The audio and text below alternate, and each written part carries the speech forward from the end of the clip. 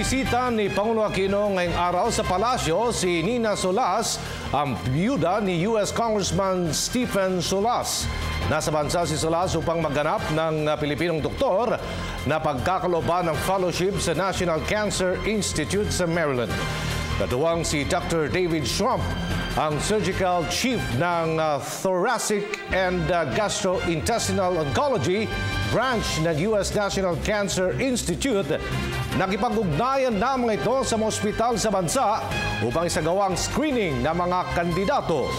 2 taon ang itatagal ng naturang fellowship kung saan sasagutin ito ng Stephen J. Solas Memorial Fund for Cancer Research. Itinatag ito ni Nina Solas para mabigyan ng ang ibang mga pasyente na gumaling gamit ang pinakabagong pamamaraan. Ang mag-asawang Solas ay mga kaibigan ng magulang ng Pangulo na sina dating Senador Ninoy Aquino at dating Pangulong Cory Aquino.